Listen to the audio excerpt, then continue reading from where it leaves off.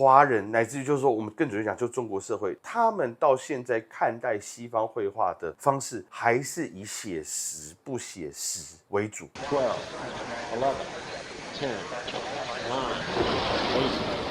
9, 8, 7, 6, 5.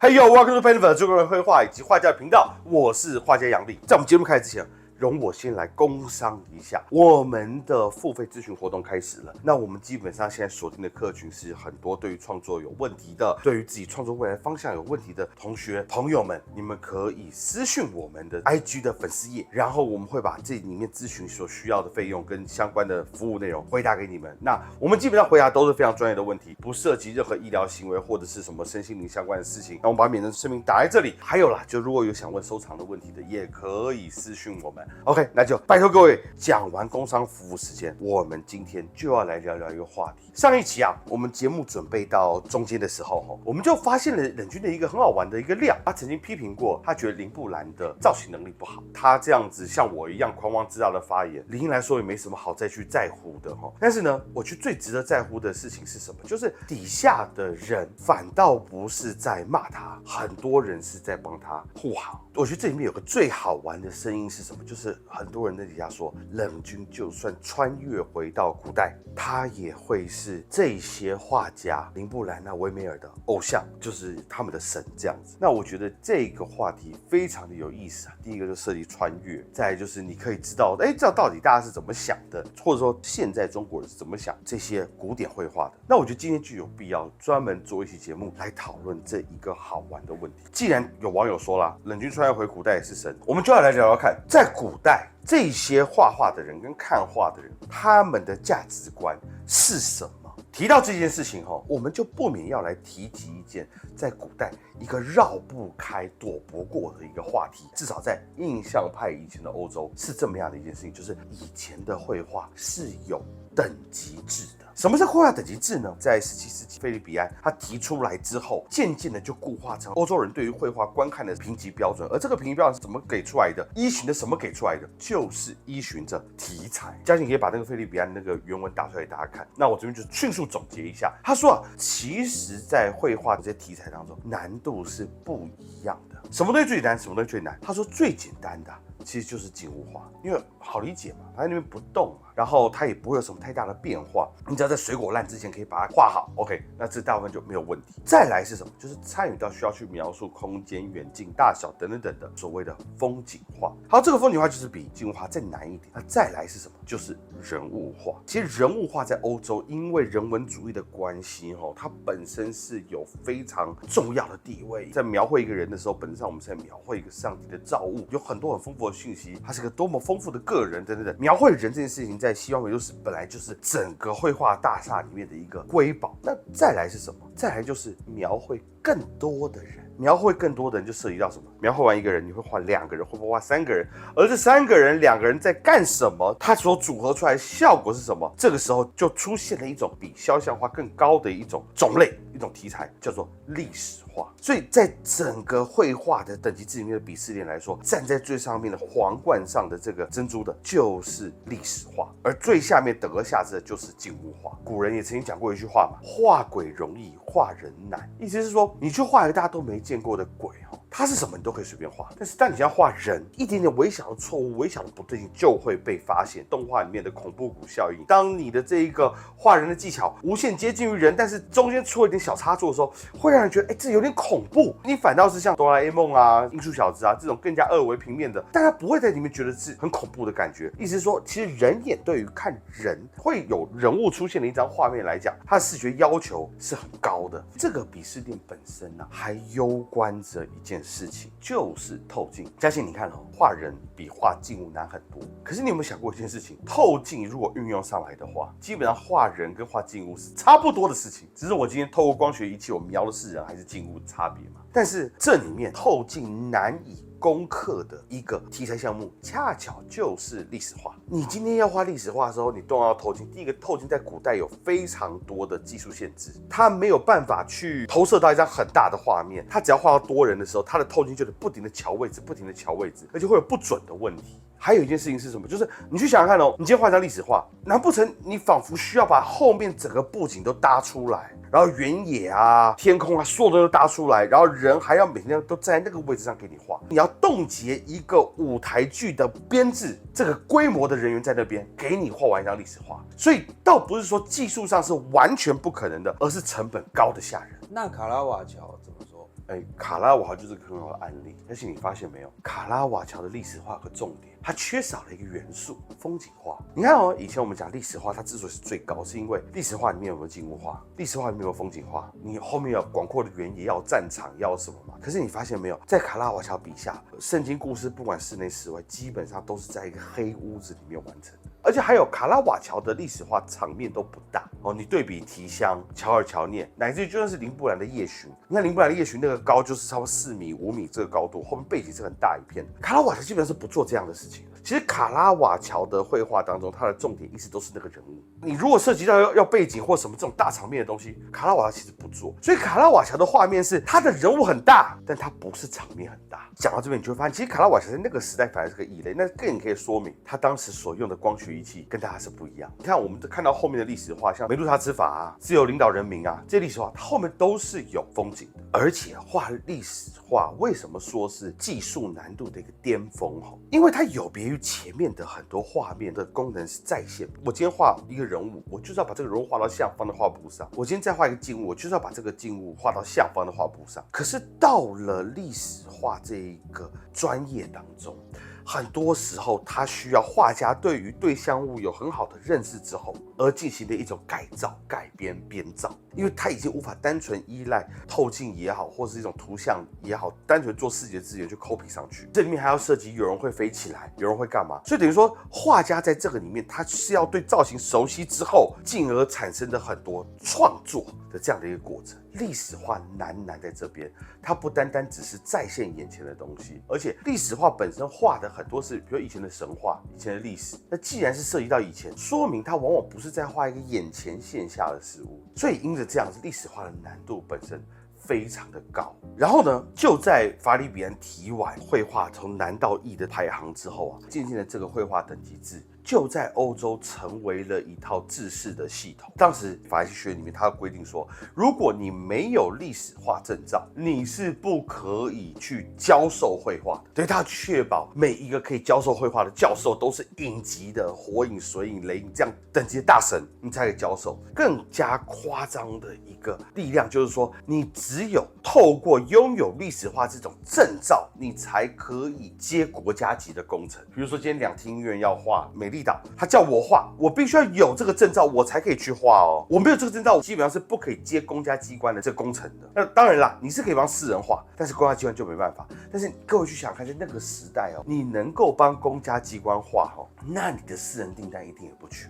而且公家机关当时的单子可以说都是大单，预算很高的那一种。从这个东西讲起来，你就会发现体制化之后，它变成一种非常僵化的价值观，然后到最后其实统治了当时这个画坛。那所以历史画的定义到底是什么？到底要包含什么？怎样才算一个好的历史画？历史画当时人对它的理解上来讲，就指的是一种最大规模的一种制作，它的内容不见得只是历史。比如说神话也可以，希腊神话啊、古老传说啊，这种东西它是可以当做历史画的一个题材的。简言之，就是当时要的是一种大场面、大制作，并且画中意义非常丰富的这样的一种画种，他们称之为历史画。可是好玩的事情是什么？当这个东西进入制度的时候，其实有制度也会有漏洞嘛。就比如说，我今天就画一个男裸体，手擎着天，脚蹬着地这样子，然后我说这是盘古开天，但是不是也是历史画的一个范畴？好玩的事情是我其实在画面里面只做了一件什么事情，就是画了一个人体嘛，然后画了大自然景物嘛。所以其实当时候这种控制啊，既然有规则，既然是制度，就会有人开始去钻它的漏洞，这件事情就开始慢慢出现。讲到这一个历史画的问题这里边有最好玩的一个不如意者，就是我们前几期节目里面有讲到的一个叫格勒兹的法国画家。那个画家他就是一个很好玩的人，他的绘画水准一直是受当时同才的吹捧，可是呢，他一直没有历史画的这个证照。最后他说：“大家给我一点时间，我慢慢去憋一个大招出来。”当时的所有的画种啊，就是你要去爬升等级啊，你都是需要缴交一张画作作为一个被评审的这个物件，进而去评量你有没有资格拿到这个证照。所以他当时就憋了一个大招，然后就画出来之后一定会技惊四座这样。结果众目睽睽之下，他端出了一张尺幅不仅不大，然后画面当中的题材也不是一个最知名的历史画的，最后他其实没有获得这个证照。你看其实嘉贤我这里面提到一个问题，就是尺幅小。其实画历史画，它之所以是天顶工程，最上层的一个工程的原因，是因为只有历史画才可以把画面撑到最大。欧洲在古代绘画的时候，其实有一个约定俗成的比例讲究，比如说嘉贤，你知道一张脸要画多大吗？你有听过这个说法吗？巴掌大。其实最大部分是不超过1:1，除非你画巨人。还有一种情况底下，你可能会画超过1:1。你画在天花板离观者很远，你为了透视的关系，所以你把那个人再画大一点。其实像你看那种大头娃娃，或者是一张画只画一个大人脸的这种东西，其实那很多是波普以后或是超写实出现以后才有的这么一件事情。所以在这样以前，对于绘画有比例上约定俗成的限制，像画静物，你不可能看到一个人画静物，他的画本身比那个静物还大，那就是1:1，拔蜡多大，我这个拔蜡就多大。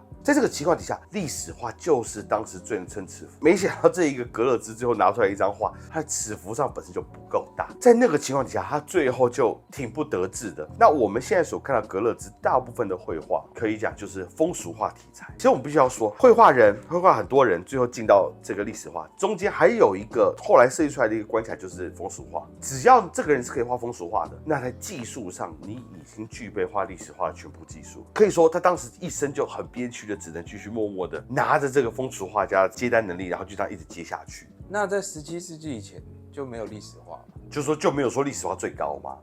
其实还是有。达文西最出名的一张画是什么？蒙娜丽莎。那是现在。如果按照那个题材分的话，蒙娜丽莎是属于哪一种画？肖像画吗？其实蒙娜丽莎一直以来它就是一个私人定制，而达芬奇最出名的一张画就是《最后的晚餐》。那《最后的晚餐》是什么画？历史画。历史画。对，拉斐尔最有名的一张画是什么画？雅典学院。是什么画？历史画。你看在雅典学院里面，他做了好多稿子，然后又可以把柏拉图画出来，又可以把亚里士多德画出来，又可以把亚历山大画出来，等于说他把当时整个古代文明的 All Star 全明星都放在那个画当中。再问一个问题，米开朗基罗他最有名的画是什么画？创世纪。是什么画？历史画。对，所以其实这件事情从菲利比安没有讲之前，它就已经是欧洲的一个惯例了。你当时但凡是个上点档次的画家，你一定要有足够像样的历史画作为传世之作。而且更好玩的是什么？后来历史画这个霸权被打倒，那历史画的霸权被打倒了之后嘞，你觉得还有人这么做？有吗？毕卡索的《格尔尼卡》，它就是一个历史画，它讲述了当时希特勒派兵去帮助他的独裁朋友弗朗哥政府轰炸一个叫格尔尼卡的小镇嘛。对，毕卡索看到报纸很生气。那幅画本身讲的就是德军轰炸，然后大家赶快把牛啊、羊啊牵到防空洞里面去避难嘛。里面还有一些受伤人在里面哀嚎嘛，它是叙事的。可是你看到，其实像毕卡索那样子，那个时代他们已经早就没有绘画等级制，而且甚至是被打倒踩烂的一个概念。但是到后来的画家心目中依然会有。更有甚者，今天好莱坞里面有没有这种想法？你看诺兰下一部片是拍什么？奥德赛。是不是史诗电影？那奥德赛前一部拍的是什么？奥本海默。奥本海默什么？传记类电影。其实你看，在好莱坞当然有这种分级啊，你一定是可以筹集最多预算的那个导演，你才会去拍像雷利·斯考特拍《神鬼战士》啊这样子这种大型的这种历史场景的这种东西。包括日本也有那个大河剧嘛。再更等而下之，你可能就会去拍漫威。虽然这轮预算混得还不错了，再下来你可能就只能拿到恐怖片的预算，再来就是 B 级血浆片。所以像这种事情，你会发现，即使这个等级制没有了，但是这种对于历史的题材的看重、追求，本质上来讲，一直是在整个西方文明当中一个最重要的一种要求，到今天依然都是这个样。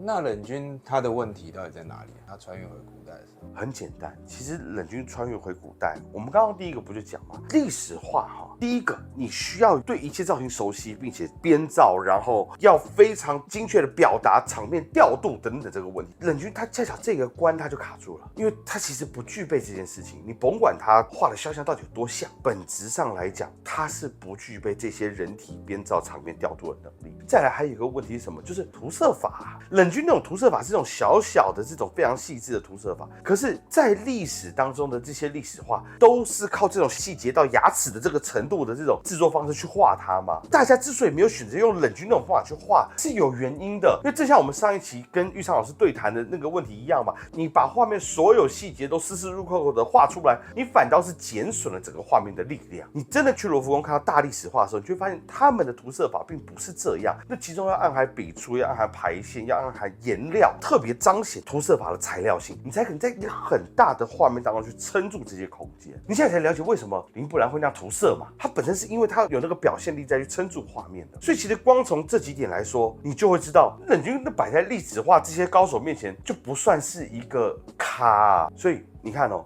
我们讲到这边，我们不难去反问出一件事情：为什么这么多的中国军民他会认为冷军穿越到过去可以大杀四方？就是因为华人乃至于就是说我们更准确讲，就中国社会，他们到现在看待西方绘画的方式还是以写实不写实为主。为什么他们会这么想？其实我们刚刚这样讲完，写实在整个西方的绘画的大厦里面，它就算是一种基本能力，而到最上层的时候，不是讲究一种丝丝入扣的拟真而已嘛，它讲究这种气势啊、动态啊等等画面调度啊。因为这种百年屈辱，我们觉得要诗夷长技以制夷，我们要超英赶美等等的这种想法，导致于我们是在拿我们没有的、我们所缺的这个观点去看待西方，所以你会觉得哦，写实最厉害。所以我们终于透过100年的发展，我们培养出冷军这样一个高精尖的武器，然后最后好像可以打回去西方。但是好玩的事情就在于这里，我们从来就没有办法，或者说我们从来就没做这么一件事情，就是我们跑到西方人背后看为什么西方人会这么想，所以才有这么多的误读跟误会。就像我们上一期节目里面讲的，就是你以为你追不到女神，就是因为你没钱，你不成功。那或许更多的原因在于别的，在于你不了解女性朋友的心。OK， 所以其实我这一期讲到这边，其实主要在讲的是这样的一个问题。那后来历史画是怎么不见的？后来历史画怎么不见的？这里面呢，有的是技术上的问题，就新技术出现；有的是整个绘画思潮转变了。你要先听哪一个？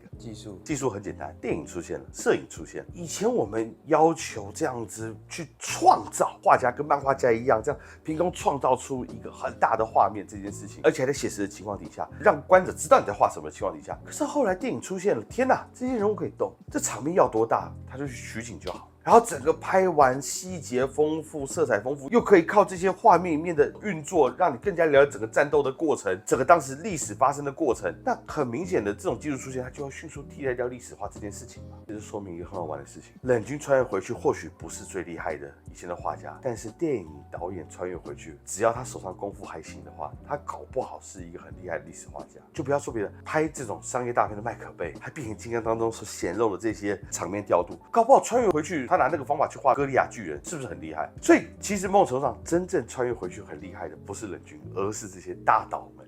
这里面有个最知名的案例，就是黑泽明乱那部片子，它底下的手稿，你就会看到这一个导演对于整个画面的安排来说是非常独到、非常有想法，甚至有创意。接下来我们要听的是绘画风气的这个改变。其实颠覆这个绘画等级制的这个运动啊，它倒不是说哪一个运动出来就一下子把它干烂了。虽然我们大家现在一想的话，都会想到是印象派，但其实这一个运动本身是一波接一波，就像海浪不停拍着海岸的那种感觉。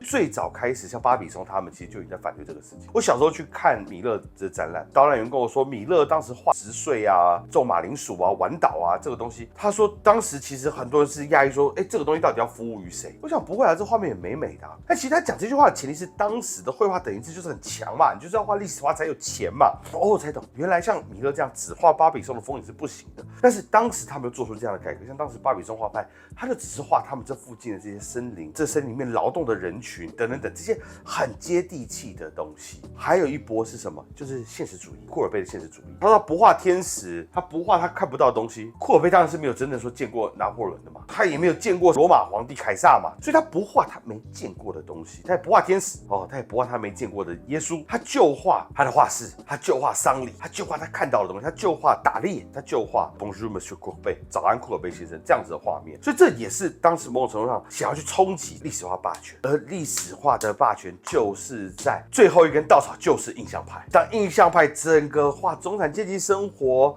画现在脚踏实地的东西，画自然的风景这件事情，形成了一种超强的风潮的时候，整个历史化的霸权轰然倒塌。而这件事情本身比电影对历史化的谋杀来讲，是更具有直接效果。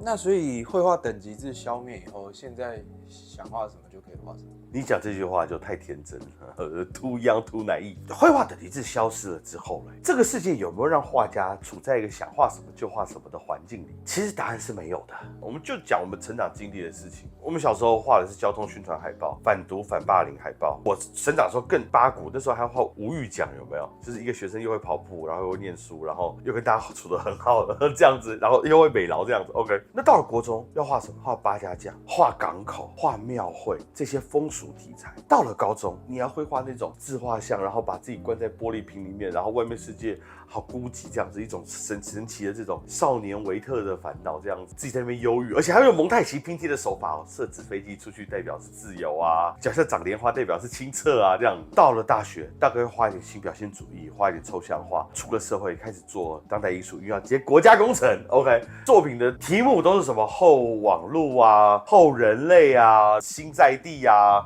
酷儿啊，这些个显学，你只要是从小到大都在做美术的，你就是会经历过这些八股题。更甚者，像早期杨三郎那个时代，你只要在台湾画画，不会画写生，你就不叫画家。那再过去，抽象表现主义刚过，你只要不会画抽象表现主义，你只要不会画抽象画，你基本上那时候就无法在艺术界立足。好几期之前不是讲过草间弥生嘛，对不对？大家总是喜欢说草间弥生好天真哦，好专注于他要的哦。可是人家到纽约第一件事情做的是抽象表现主义啊，对，画那个无尽的点嘛，什么无尽的网嘛，到现在还是拍卖价最高嘛，对不对？天真如草间弥生，他都会做这样子的这种改动啊。你能说这种显学的力量不存在吗？而且我必须告诉各位观众一件事情，显学这件事情它会深深刻刻影响你的人生。什么意思？你会觉得怎么我都不得奖，别人都这样得奖，而且你知道最好玩的就是说这个得不得奖会影响你的升学，包括就业。以前像我们得全国美展的时候，你申请高中是会加分的然后你就看着一个同学因为选对了题材，然后他得了奖，然后他上到一个比你好的高中，然后呢，接下来大学失业在即，结果就看到哇，同学已经开始入选台北奖，入选高雄奖，那个影响力就这样蹭的上涨，然后你就在原地还是个鲁蛇这样子。那更有甚者是什么？现在就发现画我只要不会画潮艺术，我就很难赚钱。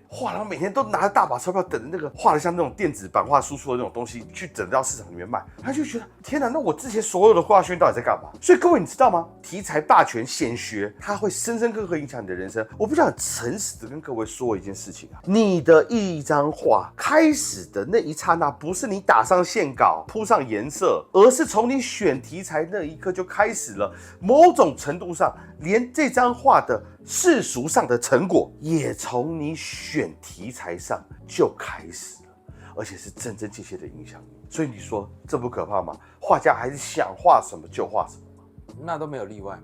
哼，开玩笑，当然有例外啊！历史就是这些例外在推动的嘛。那些二五仔，对不对？那些跟风仔，那些孬种，他们某种程度上，他们就是一路平安顺遂的长大嘛。但是真正推动历史在改变的，就是那些人。譬如说，当时整个巴黎都在画大型历史画的时候，当时有一个人，他就是用小小的静物画把整个历史画霸权干翻。那个人叫夏丹，就是画那个轰鱼、魔鬼鱼那一张。有人说那是鳐鱼啦，他就是凭着这些小小的静物，有时候就是东西不小，就几个水果，他就是拿这些小画去打趴这些当时巴黎这种大制作的这种历史画。还有一个谁，塞尚啊，他画苹果，他不仅画苹果，他也是属于画苹果那种不是在线最像的，就是方方正正的那样子。当时那一代塞尚那一代的人，就是拿这些小制作，把整个名为历史画的这歌利亚剧院给干翻在地。历史的推动都是靠他们，就包括昆汀塔伦提诺，他难道做的是历史题材吗？你要熟悉电影你就知道，他做的就是那种 B 级血浆片嘛，对不对？可是最后人家在好莱坞大放异彩啊。但是这中间所需要的坚持，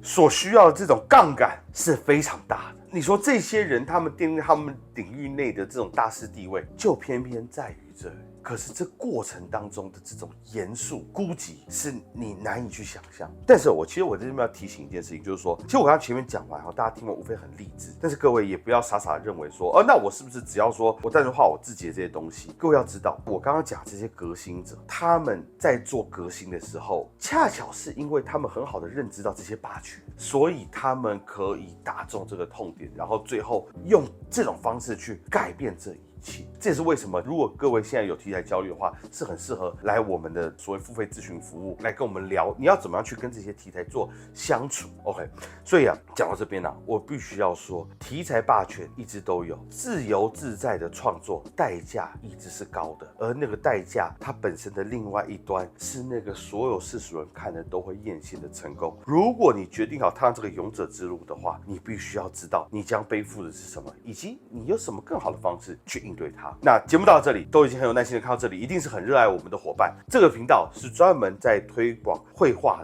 文化跟推广新画家的。那么喜欢我们的朋友，我们很需要支持，请帮我订阅、分享、按赞。OK， 这是 Painterverse 一贯绘画以及画家的频道，我是画家杨力，下次见喽，拜拜。